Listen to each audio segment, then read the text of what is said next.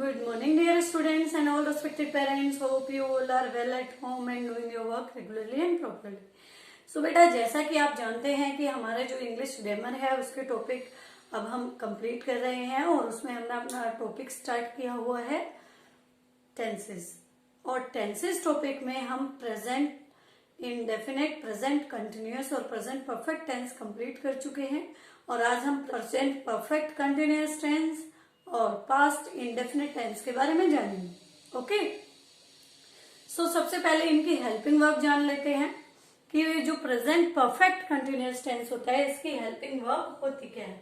तो present perfect continuous tense की helping verb होती है हैज या फिर हैव, क्योंकि ये हमने परफेक्ट में भी पढ़ी है, आपने पढ़ा ही था। प्रेजेंट परफेक्ट की हेल्पिंग वर्ब हैज हैव थी, लेकिन डिफरेंस एक था कि वहां पर आपने हैज हैव के साथ वर्ब की थर्ड फॉर्म यूज की थी, लेकिन यहाँ पर आप हैज हैव के साथ बी की थर्ड फॉर्म बीन प्लस में वर्ब की फर्स्ट फॉर्म प्लस में आईएनजी का यूज करेंगे। और इसके साथ साथ आपको सिंस और फॉर भी दिया हुआ सेंटेंसेस में, जो कि हमें समय के बारे में बताएगा। ओके, तो सबसे पहले हम इसके सिंपल, नेगेटिव और इंटरोगेटिव सेंटेंसेस के थ्रू इसको समझ लेते हैं। बेटा, आप लोगों ने पहले से ही पढ़ चुके हैं आप लोग की हैज का यूज होता है ही, सी, इट या फिर कोई सिमिलर नाउन्स के साथ, और हैव का यूज होता है आई, वी, यू, दे और कोई भी प्लूरल फॉर्म के साथ। तो यहाँ यदि हम कोई सिंपल सेंटेंसेस बनाएं, यहाँ पर सिंपल सेंटेंस की बात करें तो जैसे आई हैव बीन और रीड की के फर्स्ट फॉर्म के साथ I N G, I have been reading since morning. तो मैं कब से पढ़ रहा हूं? मैं सुबह से पढ़ रहा हूं। तो ये हमारा सिंपल सेंटेंस हो गया। और यदि इसी में हम हैज को यूज करके बनाएं तो जैसे हमने यहां पर लिखा है he has been running, he has been running for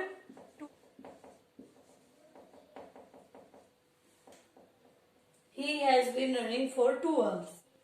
okay बेटा, तो आपने देखा यहाँ पर सिंपल सेंटेंसेस में आई के साथ हमने हैव का यूज किया और उसके साथ फिर बीन, फिर वर्ब की फर्स्ट फॉर्म रीड और उसके साथ आईएनजी, और उसके बाद हमने सिंस लगाया है जो हमें टाइम के बारे में बता रहा है।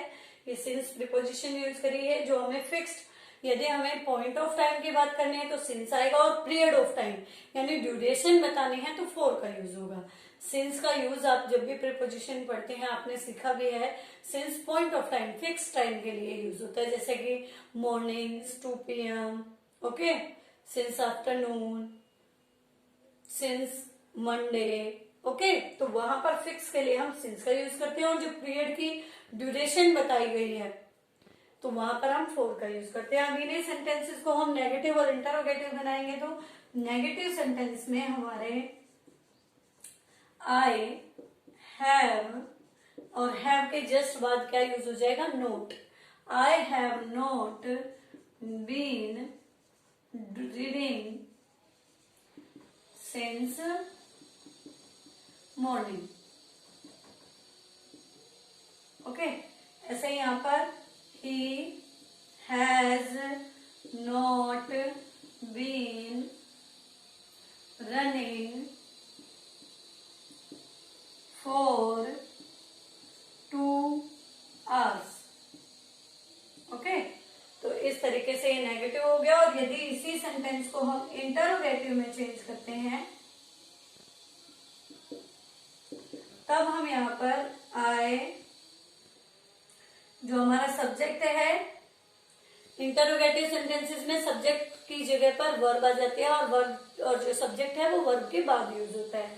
तो यहाँ पर वर्ब आपको हैव दी हुई है, तो have I been reading since morning, या फिर has he been running for 2 hours. Okay, तो यहाँ पर इस तरीके से आपको पता चलेगा कि ये हमने यहाँ पर हैज और have plus been plus verb की फर्स्ट फॉर्म प्लस आईएनजी और सिंस और फॉर का यूज करके कैसे हम जो प्रेजेंट परफेक्ट कंटिन्यूअस टेंस है उनके सिंपल सेंटेंस, नेगेटिव और इंटरोगेटिव बनाते हैं। अब जान लेते हैं इसके यूजेस के बारे में।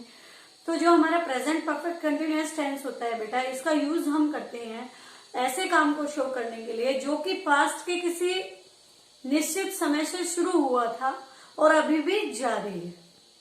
या तो ऐसा काम हो, या फिर नंबर 2 कि ऐसा काम जो कि कंप्लीट हो गया है लेकिन उसका इफेक्ट अभी भी हमारे ऊपर बाकी है।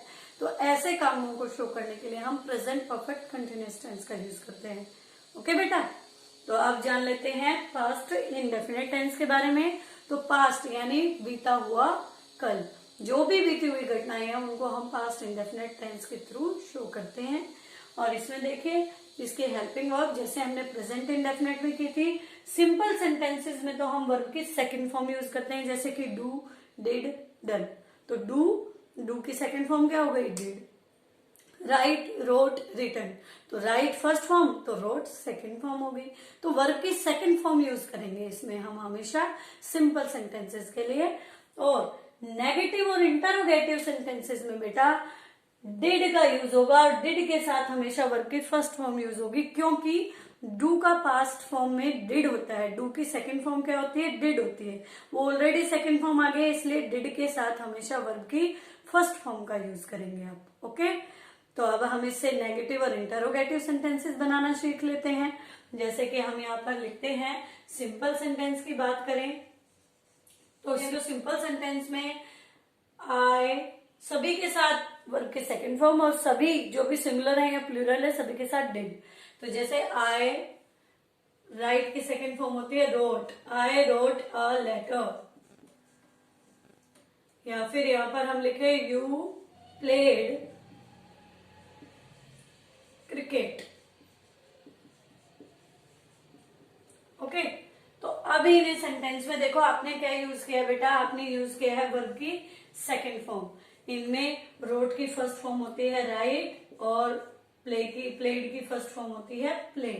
तो ये इनकी सेकंड फॉर्म आपने यहाँ पर यूज कर ली है। तो इस तरीके से आपको पता चला कि ये हमारा प्रेजेंट इंडेफिनिट टेंस है। और इन्हीं सेंटेंसेस में यदि हम नेगेटिव और इंटरोगेटिव जोड़ते हैं तब हम यहाँ पर वर्ब की सेकंड फॉर्म ना लगाकर डिड प्लस में वर्ब की फॉर्म फर्स्ट फॉर्म यूज करेंगे। जैसे कि नेगेटिव सेंटेंसेस की बात की जाए तो बेटा नेगेटिव सेंटेंसेस में जैसे आई के साथ फिर डिड, फिर नोट और फिर वर्ब की first form write. I did not write a letter. तो इस तरीके से ये हमारा नेगेटिव सेंटेंस बनेगा। इसमें आप डिड का यूज करेंगे, प्लस में नॉट, प्लस में वर्ब की सेकंड फॉर्म ना लगाकर वर्ब की फर्स्ट फॉर्म का यूज करेंगे। ओके, अब यहां पर देखिए next, you did not play cricket. तो इस तरीके से ये हमारा नेगेटिव सेंटेंस बनता है। और यदि हम इंटरोगेटिव सेंटेंसेस में पहले डिड आएगा, फिर सब्जेक्ट और फिर वर्ब की फर्स्ट फॉर्म। जैसे कि did I write a letter, did I write a letter और लास्ट में क्वेश्चन मार्क। और ऐसे ही डिड यू प्ले क्रिकेट। तो ये हमारी वर्ब की फर्स्ट फॉर्म यूज हो गई है और एंड में आ गया है क्वेश्चन मार्क। ओके, तो देखिए अब बेटा आप जान लीजिए कि पास्ट इंडेफिनिट टेंस में थोड़ा सा कंफ्यूजन हो जाता है बच्चों। तो सिंपल सेंटेंसेस में हमेशा वर्ब की सेकंड फॉर्म यूज होगी और नेगेटिव और इंटरोगेटिव में डिड प्लस में वर्ब की फर्स्ट फॉर्म, डिड प्लस में वर्ब की फर्स्ट फॉर्म का यूज होगा। अब हम जान लेते हैं पास्ट इंडेफिनिट टेंस के यूजेस के बारे में। तो पास्ट इंडेफिनिट टेंस का यूज हम कहां पर कर सकते हैं या करते हैं? तो पास्ट इंडेफिनिट टेंस का यूज हम करते हैं ऐसी घटना को शो करने के लिए जो कि कभी पास्ट में हुई। ओके, या फिर ऐसी हैबिचुअल जो सेंटेंसेस हैं, हमारे हैबिचुअल सेंटेंसेस है, ये रिपीटेशन वाले वर्क हैं जो कि पास्ट में हम किया करते थे या पास्ट की कोई हैबिट है, उसको शो करने के लिए हम किसका यूज करते हैं? पास्ट इंडेफिनिट टेंस का। और थर्ड यूज होता है बेटा यूज टू के साथ हैबिचुअल सेंटेंस शो करने के लिए। यूज टू मॉडल यहां पर आप लगाएंगे यूज टू के साथ हैबिचुअल सेंटेंसेस शो करने के लिए आप पास्ट इंडेफिनिट टेंस का यूज करते हैं। कोई भी ऐसे मोमेंट्स हुए हैं, पास्ट की कोई घटना हुई है, ये सभी हम हमेशा पास्ट टेंस में शो करते हैं। ओके, आई होप आपको ये समझ में आ गया होगा कि प्रेजेंट परफेक्ट कंटिन्यूअस टेंस की हेल्पिंग वर्ब क्या है, हैज हैव प्लस में बीन प्लस में वर्ब की बेस फॉर्म प्लस आईएनजी और इसके साथ सिंस और फॉर टाइम को शो करने के लिए। पॉइंट ऑफ टाइम के लिए आप सिंस का यूज करेंगे और पीरियड ऑफ टाइम के लिए फॉर का। ऐसे ही पास्ट इंडेफिनिट टेंस में यदि सिंपल सेंटेंस आप बना रहे हैं तो वहां पर आप वर्ब की सेकंड फॉर्म यूज कीजिए, और यदि नेगेटिव और इंटरोगेटिव सेंटेंसेस हैं पास्ट इंडेफिनिट के तो वहां पर आप डिड प्लस में वर्ब की फर्स्ट फॉर्म का यूज करेंगे। ओके, क्योंकि डिड ऑलरेडी डू की सेकंड फॉर्म है। आई होप आपको समझ में आ गया होगा। सभी बच्चे घर पर इन रूल्स को पढ़ेंगे, लर्न करेंगे और एक्सरसाइज सॉल्व करेंगे। ओके बेटा, थैंक यू।